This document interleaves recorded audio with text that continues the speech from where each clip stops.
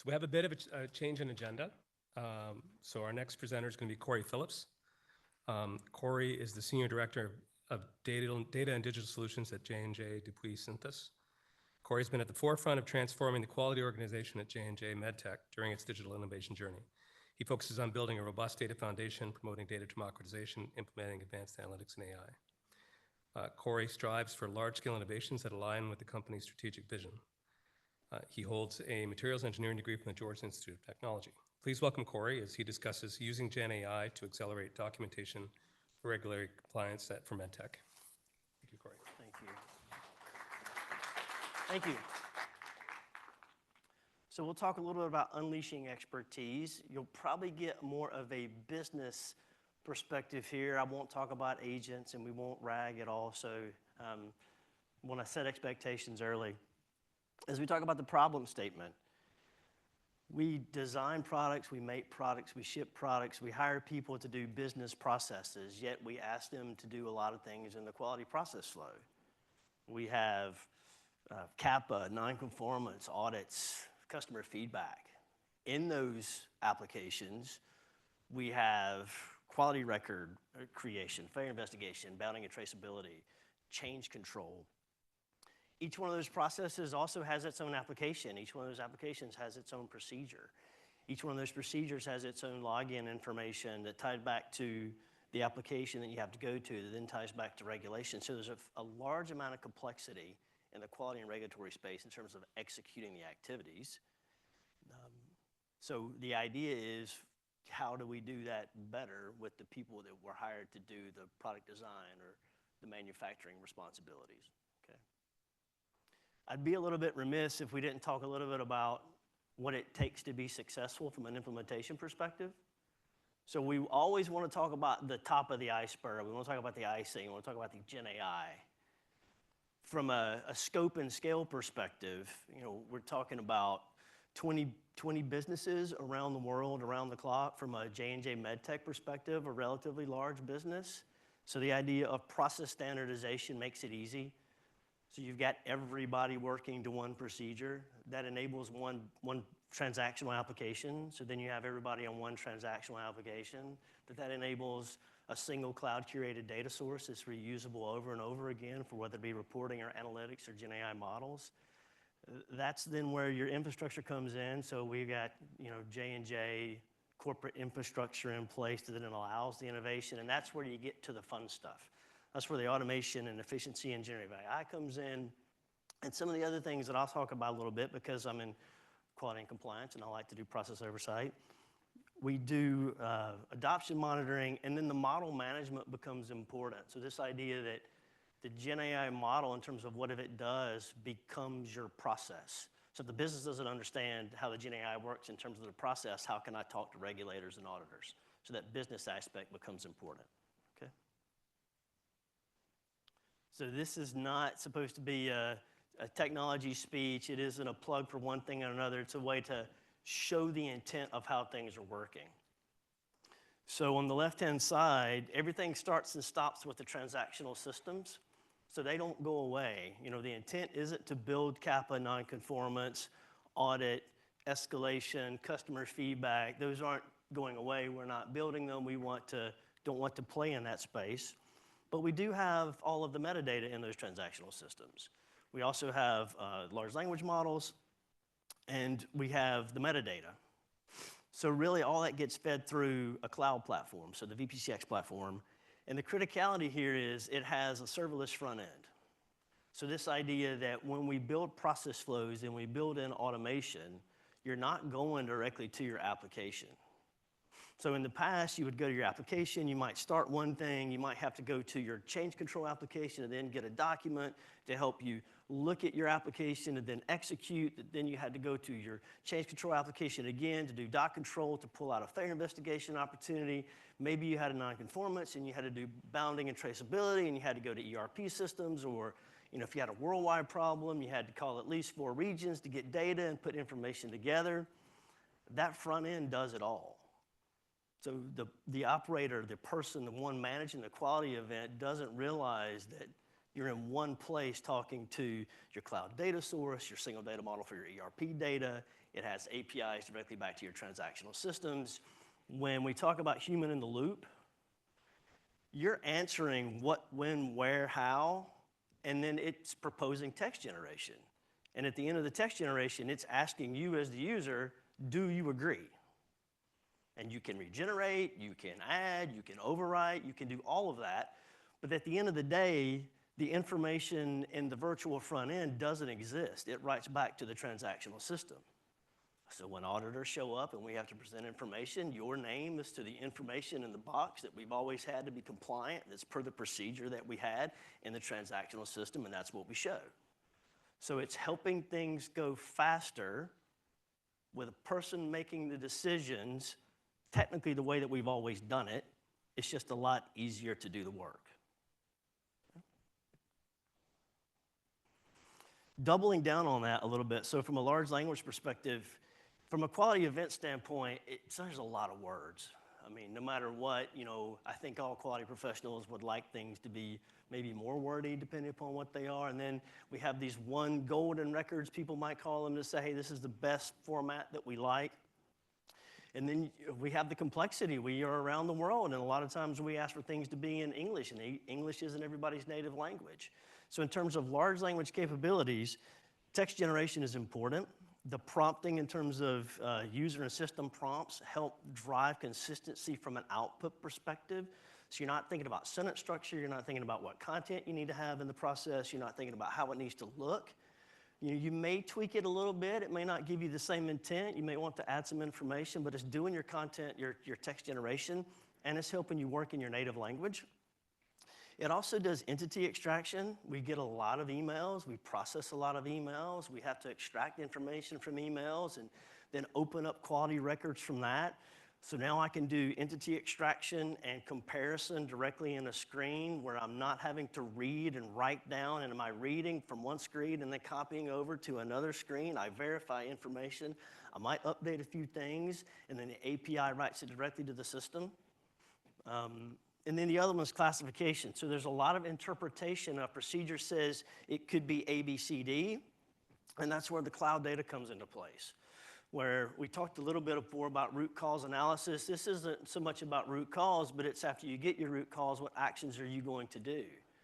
You have failure mode, place, product, country, situation, all of this metadata in your system, and 5 to 10 years worth of history, and it says, hey, based on these conditions, maybe you should consider doing XYZ for an action plan. Maybe you should consider this being your effectiveness monitoring and help walk you through a sampling plan as perspective. So that's where the large language model plays in.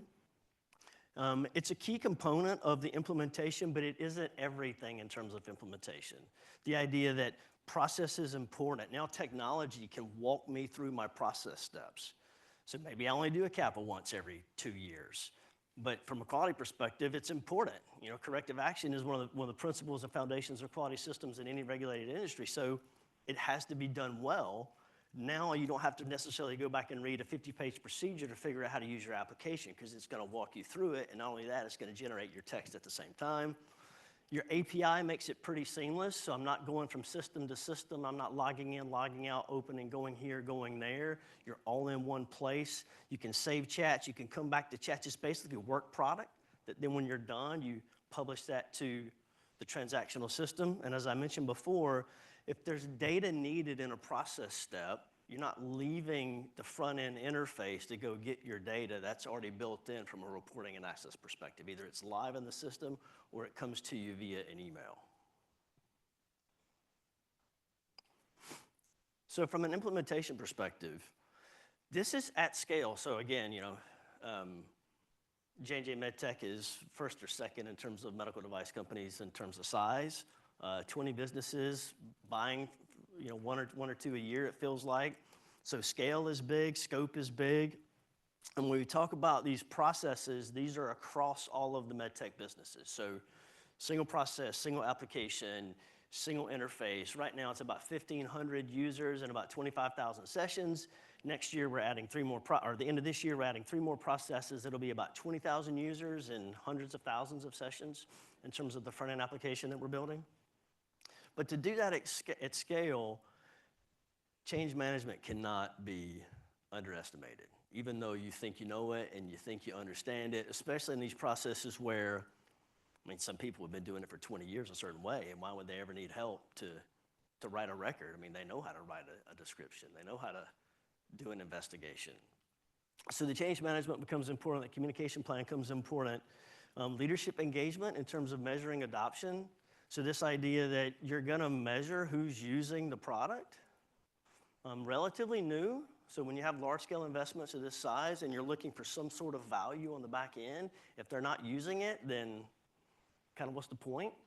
So from a business perspective, you build it, you use it, but it's also a way for checks and balances. If we say we built it and we built it to your requirements and you're not using, is it a requirements issue? Is it an experience design issue? Like what is it? So from a feedback perspective, it's important. The project philosophy ends up being key as well. Quality professionals are going to say it doesn't have to be perfect, right? So progress over perfection, meaning that the product doesn't, the product has to work, but you don't have to do every aspect of the process from day one.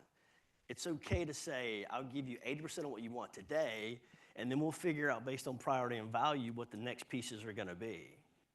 So that we get this backlog concept. You start teaching the business how to prioritize what they need, and the fact that we're talking about what's your value proposition associated with it, and not just, hey, it would be nice to have this, it'd be nice to have that, and you spend 200 hours developing something that might happen once every 2 years.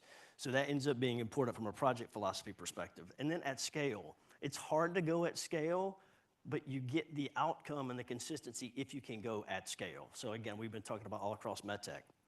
And then the project management piece and this collective ownership view. So myself, another quality professional, and a technology professional are the program leads. And the business technology expertise, so we have data scientists and we have a lot of former technology people in the quality organization, know the technology well enough. But at the same time, the technology organization has been working on the transactional applications for so long, they know the business well enough that it doesn't feel like organizational structure. It became program success. And it's okay for the technology team to challenge the business, and it's okay for the business to challenge the technology team. And when it becomes about the program, then you can do things on time, on budget. Okay? So from an outcomes perspective, everybody needs more time to do the work. And I say value added, not to say that quality compliance activities aren't value added, but in the scale of design and manufacturing and getting product to customers, they're not. Database process monitoring, the idea that I can know who's accepting the model outputs, who's changing the model outputs. I can know when people are rejecting the classification information that's being proposed. I can know who's overriding the entity extraction information. You never had that before we had LLMs. You never had metrics on process performance. So we can get to the point to where, is the model performing to help? Are there different pockets of execution by person, by site, by region? So the fact that you can make database decisions that you couldn't before is significant. We talked about adoption. You also start to teach the business process owners what prompting is. So when you want to get certain text generation outputs, now we have business process owners that can speak to user prompts and system prompts. So we've broken down some of the basic processes behind technology and implementation from a business perspective. And in the quality organization, we have data scientists. They started working in statistical process control way back when, and they've continued to be in the organization. I don't know that we would have set it up to have that kind of skill set in the org if we started over again, but since we do, now that there's this implementation, once a quarter, we go through model management. So every metric of the LLM, whether it be relevance or groundedness, consistency, relevancy, what have you, we look at it with the business process owners. We also get feedback from the system. You get thumbs up, thumbs down. People can put commentary in there whether they like the output. So there's management of the system and the model that if something's not going well, something changes over time because we're putting SPC on the numerical aspects of the measures of the model, then we can change it. Okay? And then the last thing, when we talked about process standardization, data standardization, technology, the collective ownership, 3 processes were done in 11 months last year that are live. And like I said, it's 1,500 users and 25,000 sessions. And that's it. Thank you. Do I have a thank you? I have a thank you slide. All right. Is there any question? Yes, please. Yeah, can I ask a question? So how do you ensure that when you're working with these LLMs, your QMS is executed correctly? Great question. So we don't change our transactional application today. Okay, so let's use Kappa, for example. Are you okay with Kappa if I use that as an example? Okay, so you have your Kappa where you have your event description, your action plan, your EM, your failure investigation. The process flow we have with the LLM is generating content and text and doing all of that. It's just feeding back to the original validated application. So if I meet the intent of that application, the way we designed it for our process control, then I'm compliant. Does that make sense? Yeah, and then but you're not like trying to reconfigure your applications to Nope. accelerate them based on this yet? Not at all. So we're executing to the application. If I need to change the application, maybe you need to, but it works today. So we have offline process execution. Think of it like as a co-pilot or as an assistant. It walks you through the questions of your procedure. It helps fill your text generation content. It does everything you need to do and then writes it back to the system, and your system's already validated and compliant. And do you view the LLMs needing to be validated, or They are defy you? validated, yes. So How do you? it's Do you probably a validate them different comment. automatically? Well, I mean, when you think about validated, it's all about grounding and relevance for the most part. So are you pulling data from the right information, and is it relevant to the question that you're asking? So you can always make sure you're pulling from the right data sources, and then you can always, and you also validate, is it concise, is it clear? Did it use the pieces of information in the questions that you're asking to give your answer? So from that perspective, since it's our system, our internet, our data, we can validate where it's pulling it. We can validate the output of the answer. Now, it's a little subjective in terms of is it concise and coherent, because that's people dependent, but that's why we have the business reviews, because the business process owners will look at it at least once a quarter. Thank you. Okay, yep. Hi, Sam Rosen, Silver AI Strategies. Two quick pieces. First is how quickly do you integrate your acquisitions, and what's that process look like? Secondly is, on the interface side, I'm envisioning a lot of people that need Tableau type data. I'm surprised you can do it all in an LLM, especially with confusion between, let's say booking, shipments, revenues, et cetera. This is just quality data, just quality transactions, gotcha. right? Okay. So no SOX data, none of Got it. that. And this is the executional system of it. So when it comes to data democratization, we have other BI tools and access things that people can get. I mean, so we have ways to get to the data behind our transactions, but again, it isn't every application. It's just the ones in the quality organization, which I say it's probably 7 or 8 different instances of similar applications. And the acquisitions, I think the way this is set up now, the incentive is you get the advancements of the technology we talked about today if you come onto our existing applications. Mm-hmm. So once you get to our standard process and our standard application, and then the data interpretations are standard, then the data is in the cloud, then you can have everything else. And it depends on the acquisition. That's up to them as much as anything. Thank you. Okay, thank you.